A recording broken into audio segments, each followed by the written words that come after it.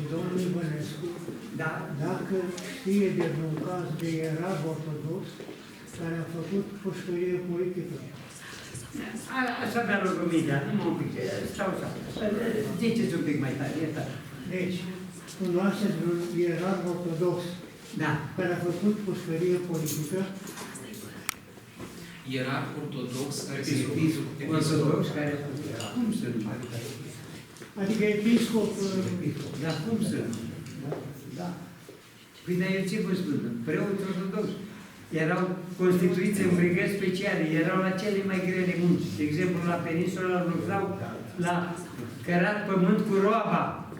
Aveau norme, nu făceau norma, nu le dădea să mănânce, îi băteau, îi chinuiau, îi împușcau. Cum să nu facă ortodox? Că au fost și catolici? Nu știu, nu vreau să fac eu acum aici o treabă care nu... Păi asta spun catolicii, că era și noi să nu au fost acolo. a fost Au fost catolici, au fost ortodoxi, cum să nu? Au fost foarte mulți preoți. Au fost. Este adevărat, la Galați fiind, într-o noapte, de la celular ne-am mutat, după vreo 2 ani de zile, ne-am mutat la parter, la niște camere mari, unde stăteam 100 de persoane, într-o suprafață mai mică decât asta. Și dormeam pe jos. Măsuram cu centimetru, 60 de centimetri, atâta. Când se întorceam unul, trebuie să întorce toți. Eram în sfârșit. Nu mai o iau de la început. Și ne-am trezit la Galați, într-o noapte, odată s-a deschis. Stăteam la camera numărul 2, așa. S-a deschis noaptea, am mers de noapte și a intrat un grup de preoți. Cine credeți că erau? Preoții de la aici, lângă Bacău, cum îi spune localitatea asta? Nu, unde sunt catolici, domnule?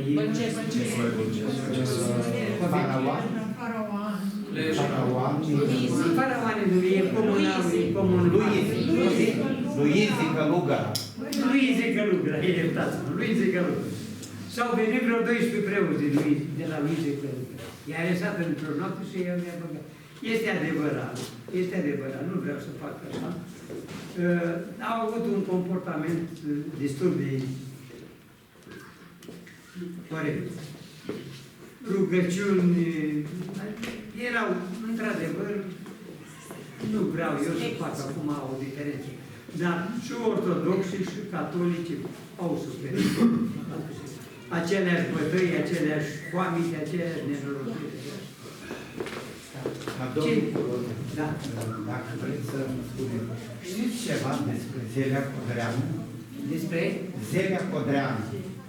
Știu foarte multe. Dacă eu eram poreclit, pui de Zelea Codreanu, că fratele Numa, preotul Andronic de la Piforăn, a fost închis, dus la Jilava, așa, și tot timpul mi s-a reproșat pe timpul lui Ceaușescu, pentru că am fost dus de aici și știu toată istoria, dar, bineînțeles, nu s-au luat în considerare, dus la Filipine și acolo am fost anchetat pentru că spune că sunt nepotul lui Zelea Codreanu. Am avut probleme.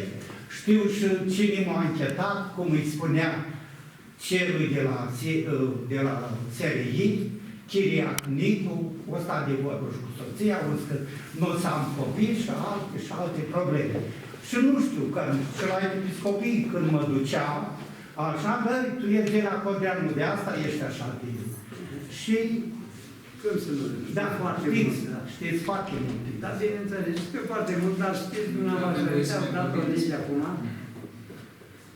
Știu despre Părintele Nemțanu, Așa. tot de la Părintele Andronic. Zelea Codreanu e o treabă de istorie, în definitiv nu trebuie să ascund un lucru care e în istorie. A fost șeful mișcării legionare. De origine bucovinean, un tip foarte deștept, a fost șef de promoție a făcut dreptul. Ei, istoria lui e mai lungă. Cum să vă spun, anii datorită atitudinii mai puțin frumoasă a lui regiului Carol al II-lea. Vreau, poate, dar nu trebuie frumos.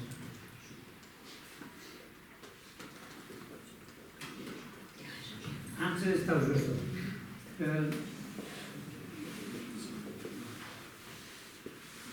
Mișcarea legionară a fost ceea, într-un fel, de două feluri. Într-un fel de două feluri. A fost o mișcare cu caracter religios,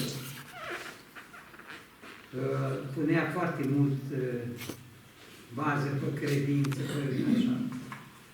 Dar a fost și o parte care e ceea ce face astăzi aur. Știți ce înseamnă aur? Înseamnă ăștia care sunt acuzați că sunt legionari. Nu sunt niște legionari. Ăștia sunt niște infractori, marea majoritate. Nu pot eu să spun mai mult. Aur, dacă o ajunge aur să conducă țara, înseamnă dezastru.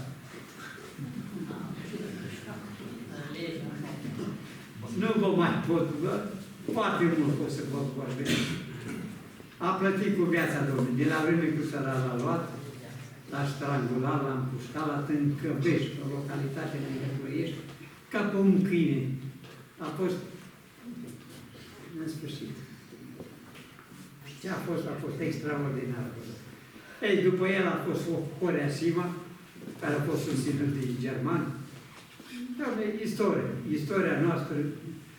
Adevărul este că legionarii au suferit enorm. Ei și cu țărăniștii au fost calul de bătaie a comuniștilor. Împușcați, i-am pușcat și regele Carol al II-lea, i-am pușcat. E adevărat că și legionarii am mai împușcat și ei. Politica, nu vă mai spun, totul e să-ți împești țara fără să faci prea multă politică. N-am ce să vă mai spun. Mai puneți-mi întrebări, dacă nu vă văd. V-am ținut. Atât de mult, așa de bine mă simt alături. Mai am eu o întrebare. Domnul Iconescu, eu m-am văzut așa, intrăți pe ușă și cu stilul dumneavoastră așa foarte discret și foarte elegant, așa, la 93 de ani. Și mi-a venit așa în minte un profesor pe care l-am avut în seminare, domnul Cioban, așa, mai era profesor universitar, preda istoria literaturii. Și a venit la noi la seminare, eram închipuiți, o clasă de 30 de elevi la 16 ani, dansau hormonii în jurul nostru ca electronici. Așa. Ei, și domnul Cioban, în condițiile astea, a venit să ne vorbească despre istoria literaturii veche grecești, da? N-avea nicio șansă să ne atragă atenția. Și a început finuț, discret, elegant, așa a intrat în mijlocul nostru, a început să vorbească cu un ton calm. Primele 5 minute nu l-a ascultat nimeni. Următoarele 45 am fost cu toții efectiv răpiți într-o altă lume, adică lumea cunoaște. Și a terminat cumva domnul Cioban, nu a ieșit de la o oră, dar noi eram complet schimbați. Eram alții. Am alergat după aia cu toții la bibliotecă să ne luăm cărți. Întrebarea mea.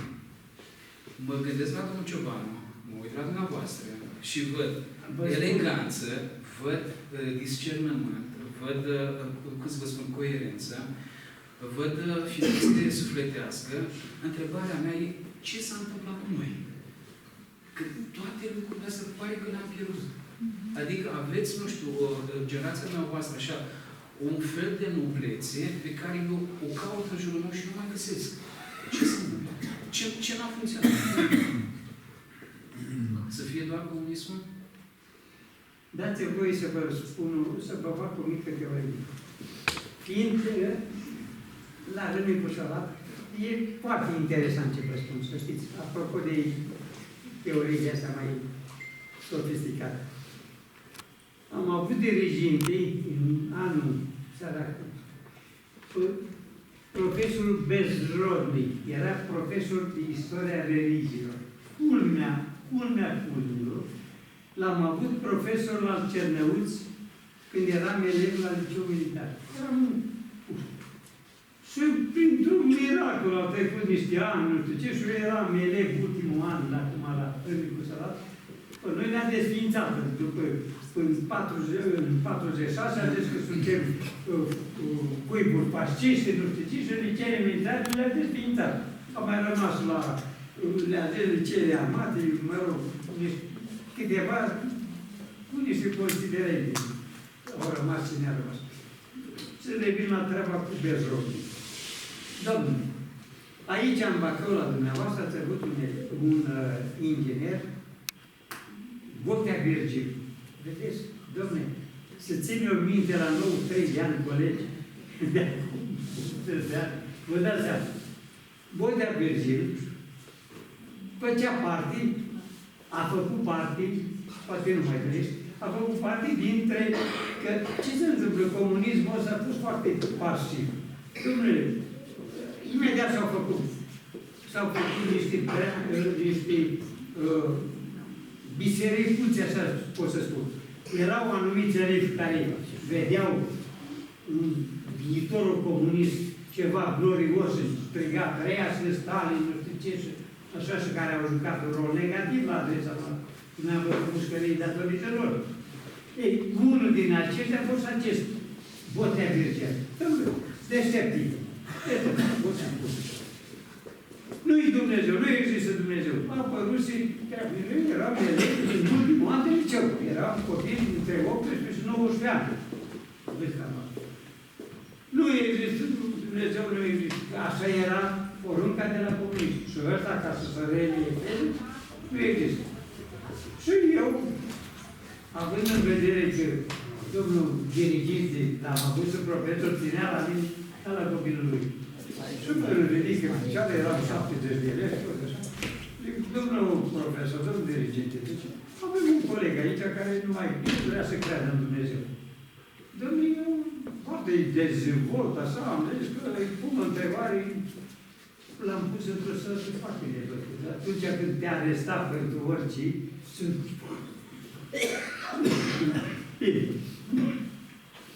Și zice, dar cine-i colegul mata? Păi, colegul meu se numește Botea Virgil. Domnul, așa se vorbea, domnul e Botea Virgil, treceți la tablă. Nu știu ce, eu am avut probabil fizică, matematică, tabla era plină cu semne, cu nu știu ce. Deci, vă rog frumos, luați buretele și ștergeți tablă. Poate înțepat, așa, parcă am văzut cât, nu prea înaltă, plin de el, așa. Nu există Dumnezeu. Ce Dumnezeu? Nu era. Ăsta, Bezrone, a fost profesor și la Universitatea din Cernăuți, era profesor de istoria religiei. Un om deștept, un chestionar. Astăzi, domnul Botea, tabla, zice, luați un cret, zice, faceți 3 ceruri. Circumscris, adică unul mai mic, altul mai mare și altul mai mare. Noi, la felul 3, ne uităm, băi, ce de asta? Știți atent ce înseamnă geniu și om, cu adevărat, nu? Zice, domnul Botea, zice, ia puneți dumneavoastră din centrul primului cer, faceți un segment din dreaptă, care să iasă de face o începea să ștept, și bun la matematică, face imediat ceea ce a spus profesorul. Și zice, domnilor elevi, fiți atenți la o mică, așa, vedeți dumneavoastră suprafața primului cer? Nu uitați, domnul profesor. Pe segmentul ăsta de dreaptă, îl vedeți? Că merge. Și merge mai departe. Nu se oprește la marginea primului cer. Merge mai departe. Da, domnul. Aici se găsesc cei mai mulți oameni. Aici. Oamenii cu școală puțină, fără școală, mă rog, oamenii care îl văd pe Dumnezeu, așa cum le spune preotul, așa cum am citit și ei. Așa. Deci aici sunt cei mulți.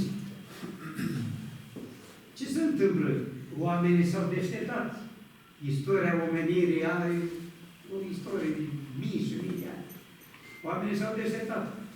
Au devenit savanți, au devenit oameni de știință. Nu se oprește segmentul de dreapta aici și merge în al doilea cer. Aici se află ingineri, doctori, la început să spun o serie întreagă de profesii. Da, dar urmea e alta. Zice, nu se oprește segmentul de dreapta, merge mai departe. Zice, da, merge. Și aici sunt savanți. Ce înseamnă savanți? Oamenii dotați cu inteligență superioară, care, mă rog, fac o serie de lucruri extraordinare. Sunt savanți. Savanții omeniri. Dom'le, culmea, nu se oprește segmentul. Auziți? Acum e interesant. Și merge mai departe. Nu mai există cer. A mers? Unde a mers? În necunoscut. Aici, oricât ar fi omul de deștept, nu poate să înțeleagă necunoscut. Aici e Dumnezeu. Aici este tot ceea ce coordonează Universul. Dom'le, a făcut o teorie atât de savantă, încât am rămas cu ei toți. A rămas ăla ca un blank. Fără să afecteze poziția lui, că putea să-l toarnă la secretate, că uite, domnule, ăsta e profesor, de religie, da. Și ne-a lămurit pe toți. Cu urmă, noi cu băceală, dă-i domnul Botea. În sfârșit. Ia-mi ceva.